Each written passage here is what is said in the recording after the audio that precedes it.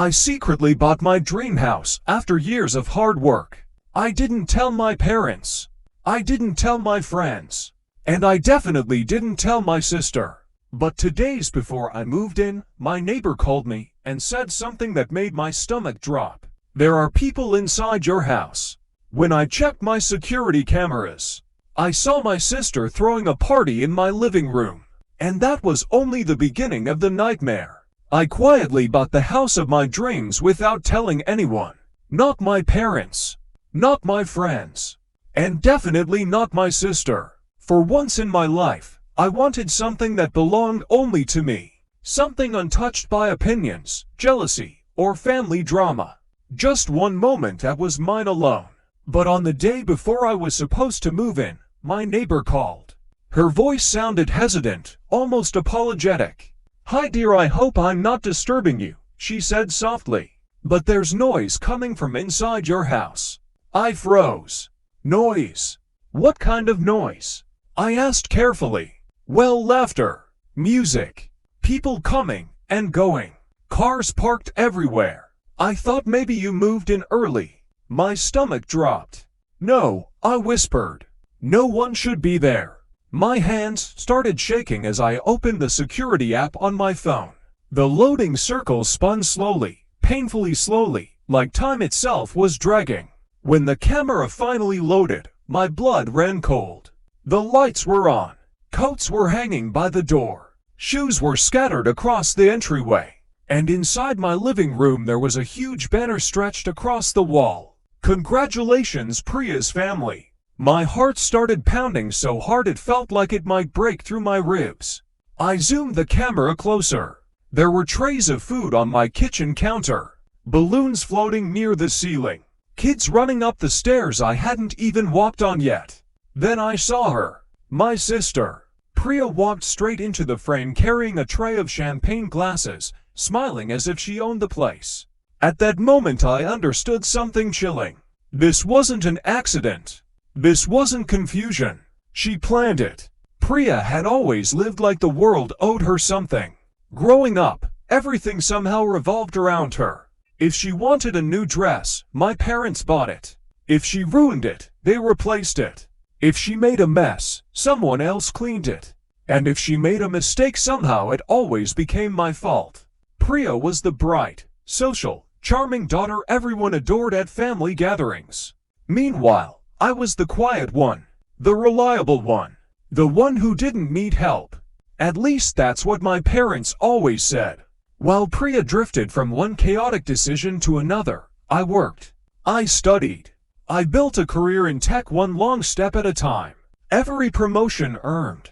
Every dollar saved. Every success fought for. But no matter how stable my life became, my parents still compared us. "Priya is going through a hard time. You know how sensitive she is. Can't you help her a little?" When she needed money, they looked at me. When she needed support, they called me. And when I succeeded, they somehow turned it into something she deserved too. Eventually I stopped sharing things with them. My struggles became private. My victories stayed quiet. And when the opportunity finally came to buy my dream house, I told no one. Not even my closest friends. It was supposed to be the first milestone in my life that belonged entirely to me. Or so I thought. Because while I was sitting in my nearly empty apartment planning where my furniture would go, Priya was already planning something else. Something loud. Something bold. Something that would once again place her at the center of everything. I drove to the house faster than I probably should have. Every mile made my anger sharper, colder, more controlled. By the time I turned onto the street, I could already hear music blasting from inside. Cars were everywhere. My brand new lawn was crushed under tires. Someone had even set up a folding table on my porch and filled it with food. I walked up to the door slowly, unlocked it, and pushed it open. Music hit me first, then laughter, then voices echoing through the house I hadn't even lived in yet. Priya turned around holding a glass of champagne. For a split second her eyes widened. Then she smiled like nothing was wrong. "Oh, you're early," she said cheerfully. We were going to tell you later. I stared at her. Tell me what? She gestured around proudly. We're moving in, she said. Isn't it perfect? Everyone loves the place. My pulse roared in my ears. Priya, I said slowly. This isn't your house. She rolled her eyes dramatically. Oh, come on, she said. Mom and Dad said you don't need such a big place all by yourself. It makes more sense for my family to stay here. My voice dropped lower. You don't live here. Priya crossed her arms and smirked. Actually, she said, we do now. The family agreed. The family, not the owner, not the person who worked for every inch of that house. Then she said something that flipped a switch inside me. You bought it, she said casually. But we deserve it. My parents arrived shortly after Priya texted them. She had already told them I was overreacting.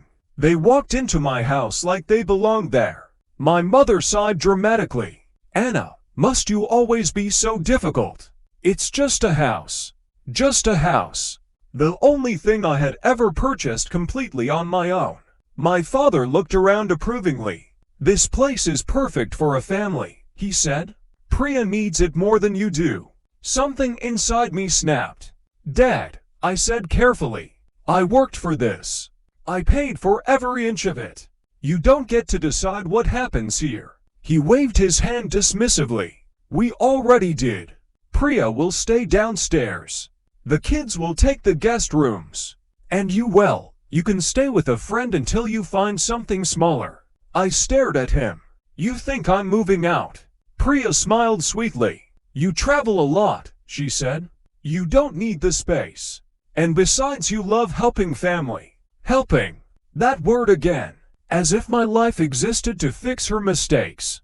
As if my success automatically belonged to her. My father placed a hand on my shoulder.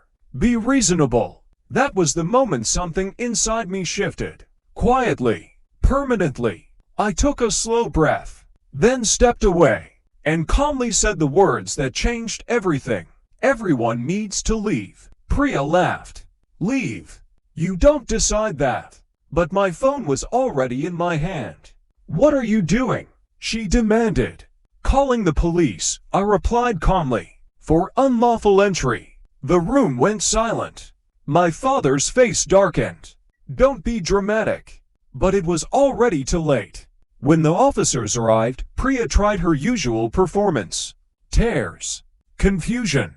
Claims that it was just a family misunderstanding. The officers asked for proof. I handed them the documents. The deed. The closing papers. And the security footage showing Priya unlocking my door and marching inside with trays of food like she was hosting a wedding. The senior officer looked at her. This is breaking and entering. Priya's face collapsed. One by one, the officers escorted everyone out. The decorations. The balloons. The food. The fake celebration. Standing outside on the lawn, Priya screamed that I had ruined everything. But as the door finally closed behind me, I felt something unexpected. Relief. For the first time in years, I had drawn a line, and I refused to let anyone cross it again. The house became silent. My house. And in that silence, I finally understood something important. Priya didn't try to take my home. She forced me to claim it. That night the house finally became quiet again. I walked through every room slowly, touching the walls, the counters, the staircase that only hours earlier had been filled with strangers. For the first time since buying the house, it actually felt real. My house. My space. My boundary. My phone kept buzzing with messages from Priya and my parents. Angry messages. Accusing messages. They said I embarrassed the family. They said I overreacted. But something inside me had finally changed. For years I believed being a good daughter meant sacrificing everything to keep the peace. That night I realized something else. Peace that comes from surrendering yourself isn't peace at all. And sometimes the most powerful thing you can say to family is no. But here's the question I still think about. If your own family walked into the house you bought and told you to leave, what would you have done? Would you have called the police like I did? Or would you have handled it differently? Let me know in the comments.